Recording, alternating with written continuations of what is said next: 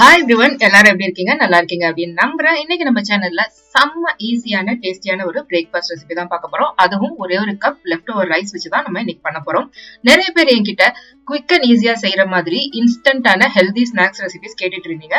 இதை பிரேக்ஃபாஸ்டா மட்டும் இல்லாம நீங்க ஸ்நாக்ஸா கூட செஞ்சு தரலாம். அதே மாதிரி ஆயில் அதிகமா சேர்க்காம ரைஸ் ஃபிளவர் வச்சு எனக்கு ஏதாவது ஸ்நாக்ஸ் பண்ணி காட்டுங்க சிஸ்டர் அப்படின்னு கேட்டிருந்தீங்க. சோ உங்க எல்லாருக்காக தான் ஸ்பெஷலா இந்த ரெசிபி நான் அப்லோட் பண்றேன். இந்த ரெசிபி செய்யறதுக்கு உங்களுக்கு எந்த விதமான காய்கறிகளும் தேவைப்படாது. அதே மாதிரி வெறும் 10 மினிட்ஸ்ல இந்த பிரேக்ஃபாஸ்ட்டை நீங்க ரெடி பண்ணி சர்வ் பண்ணிடலாம். பிரேக்ஃபாஸ்டா மட்டும் இல்லாம ஸ்நாக்ஸா கூட இதை தரலாம். இதுக்கு சைட் டிஷ் எதுவுமே தேவைப்படாது. ஜஸ்ட் இதை மட்டுமே சாப்பிடுறது கூட ரொம்ப நல்லா இருக்கும். நீங்க பாத்துட்டு இருக்கிறது ஃபிளேவர் ஸ்டுடியோ. நான் சாரா.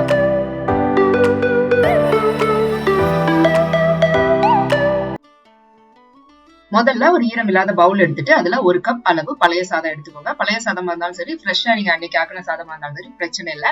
இப்போ இதை நல்லா நம்ம மசிச்சு எடுத்துக்கலாம். நான் இன்னைக்கு கொஞ்சம் லைட்டா தண்ணி தெளிச்சு விட்டு மசிச்சிருக்கேன். என்னோட ரைஸ் ட்ரையா இருந்தனால, ஒருவேளை நீங்க நல்லா கொலைய ஆக்கி இருந்தீங்க அப்படின்னா தண்ணி எதுவும் சேர்க்காம நல்லா கையாலேயே இந்த மாதிரி மசிச்சு விட்டு எடுத்துக்கோங்க. சாதத்தை ரொம்ப மைய போல மசிக்கணும் அப்படின்னு இல்ல. ஒன்னரைமா சாதம் கடந்தா பிரச்சனை இல்ல. இப்ப இந்த சைஸ் இருக்கிற ஒரு உருளைக்கிழங்கு எடுத்து நல்லா நான் வேக வச்சு வச்சிருக்கேன். அதையும் நம்ம நல்லா மசிச்சுட்டு சாதம் கூட பிசைஞ்சு எடுத்துக்கலாம். ரொம்ப மாவு மாதிரி பிசைஞ்சிடாதீங்க. அந்த மாதிரி பிசைஞ்சோம் அப்படின்னா சாப்பிடும்போது நல்லா இருக்காது. ஒன்னரைமா அந்த உருளைக்கிழங்கு கட்டிகள் கிடக்குற மாதிரி இருந்தா கூட பிரச்சனை இல்லை, நல்லாதான் இருக்கும். பட் பெரிய பெரிய கட்டிகளா இல்லாம சின்ன சின்ன துண்டுகளா இருக்க மாதிரி பாத்துக்கோங்க. நான் கொஞ்சமா தண்ணி தெளிச்சுதான் இதை பிசைஞ்சுக்கிறேன். ஏன்னா என்னோட ரைஸ் கொஞ்சம் ட்ரையா இருக்குன்னு நான் சொல்லியிருந்தேன் இல்லையா, அதனால ஒருவேளை உங்க ரைஸ் ஆல்ரெடி நல்லா மாவு போல இருக்கு அப்படின்னா தண்ணி எதுவும் தெளிக்காதீங்க. இப்போ இதுல 1/4 தேக்கரண்டி அளவு மஞ்சள் தூள், 1/4 தேக்கரண்டி அளவு மிளகாய் தூள், கொஞ்சமா ஒரு 1/4 தேக்கரண்டிக்கும் கம்மியான அளவுல சீரகத்தூள், கொஞ்சமா உப்பு சேர்த்து நம்ம இதை கலந்துக்கலாம். ஆல்ரெடி நம்ம சாதத்துல உப்பு சேர்த்திருப்போம், அதனால உப்பு பார்த்து உங்களுக்கு தோதான வகையில கலந்துக்கோங்க. கடைசியா இதுல கொஞ்சமா ஒரு டீஸ்பூன் அளவு லெமன் ஜூஸ் நான் பிழிஞ்சு விட்டுக்கிறேன். உங்ககிட்ட லெமன் இல்லைன்னா 1 டீஸ்பூன் அளவு தயிர் சேர்த்து இதை நல்லா இந்த மாதிரி கலந்து விட்டு பிசைஞ்சுக்கோங்க. கடைசியா இதுல ஒரு மேஜை கரண்டி அளவு அரிசி மாவு சேர்த்து நம்ம நல்லா கலந்து விட்டு பிசைஞ்சுக்கலாம். உங்க மாவோட பதம் பொறுத்து 1.5 கரண்டி கூட உங்களுக்கு அரிசி மாவு தேவைப்படலாம். நல்லா உங்களுக்கு கையில ஒட்டாம இந்த மாதிரி உருட்ட வர்ற அளவுக்கு பதமா வர்ற வரைக்கும் அரிசி மாவு சேர்த்து நல்லா பிசைஞ்சு எடுத்துக்கோங்க. அரிசி மாவு நான் இன்னைக்கு இடியப்ப மாவு தான் யூஸ் பண்ணிருக்கேன், அதாவது வறுத்த பச்சரிசி மாவு. அதுல இருந்து இந்த சைஸ் அளவுல மாவுகளை எடுத்து சின்ன சின்ன உருண்டைகளா உருட்டி நம்ம ஸ்டீமிங் பிளேட்ல இந்த மாதிரி நல்லா வரிசையா அடுக்கி வச்சுக்கலாம். அந்த பிளேட்ல நான் கொஞ்சமா கீ அப்ளை பண்ணிருக்கேன். நம்ம உருண்டைகள் உருட்டும் போது கையிலையும் கொஞ்சமா ஆயில் அப்ளை பண்ணிக்கிட்டோம் அப்படின்னா கையில ஒட்டாம வரும். இப்ப இதே மாதிரி எல்லா உருண்டைகளையும் உருட்டி எடுத்ததுக்கு அப்புறமா இதை நம்ம 8ல இருந்து 10 நிமிஷம் நல்லா ஆவியில வேக வச்சு எடுத்துக்கலாம்.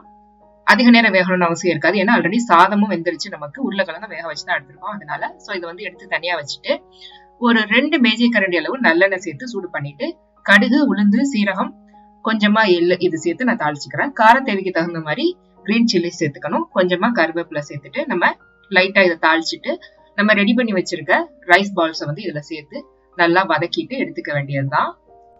கடுகு, உளுந்து, சீரகம் இது எல்லாமே 1/4 தேக்கரண்டி அளவு சேர்த்திருப்பேன்.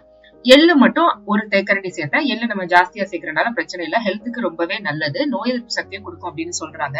சோ இப்போ நம்ம ரைஸ் பால்ஸ் இந்த மாதிரி சேர்த்துட்டு நல்லா ஒரு 5 மினிட்ஸ் மிதமான தீயில வச்சு நம்ம நல்லா வதக்கிட்டு நம்ம இதை சர்வ் பண்ணிடலாம். இது கூட நீங்க நல்லா கெட்டியான தேங்காய் சட்னி வச்சு சர்வ் பண்ணலாம். அப்படி இல்லைன்னா ஜஸ்ட் டொமேட்டோ கெச்சப்போ அல்லது சில்லி சோஸோ கூட வச்சு சர்வ் பண்ணலாம். அப்படி எதுவுமே இல்லைன்னா கூட இதை அப்படியே சாப்பிடுறது கூட ரொம்ப நல்லா இருக்கும். நீங்க இதை பழைய சாதத்துல செஞ்சீங்கன்னு சொன்னா யாருமே நம்ப மாட்டாங்க, அவ்வளோ டேஸ்டா இருக்கும். கண்டிப்பா இந்த ரெசிபியை நீங்க ட்ரை பண்ணி பாருங்க. ட்ரை பண்ணி பார்த்துட்டு உங்களோட ஃபீட்பேக்ஸை மறக்காம கமெண்ட் செக்ஷன்ல கூட ஷேர் பண்ணிக்கோங்க. இந்த ரெசிபி உங்களுக்கு பிடிச்சிருந்ததுன்னா please like, comment and share. இதே மாதிரி இன்ட்ரெஸ்டிங்கான நிறைய ரெசிபிஸ் நம்ம சேனல்ல அடுத்தடுத்து வந்துட்டே இருக்கு. அதெல்லாம் நீங்க மிஸ் பண்ணாம பார்க்கணும் அப்படின்னு நினைச்சீங்கன்னா நம்ம சேனல் ஃபிளேவர் ஸ்டுடியோவை சப்ஸ்கிரைப் பண்ணிட்டு நோட்டிபிகேஷனையும் ஆன் பண்ணிக்கோங்க. சேனல் பத்தின இன்ட்ரெஸ்டிங்கான அப்டேட்ஸ் தெரிஞ்சுக்கணும் அப்படின்னு நினைச்சீங்கன்னா நம்ம சேனலோட இன்ஸ்டாகிராம் பேஜையும் மறக்காம ஃபாலோ பண்ணிக்கோங்க. லிங்க் டிஸ்கிரிப்ஷன்ல இருக்கு. சீக்கிரமே நான் உங்களை அடுத்த வீடியோல சந்திக்கிறேன். அது வரைக்கும் take care, bye bye. Thanks for வாட்சிங். Stay safe, stay home.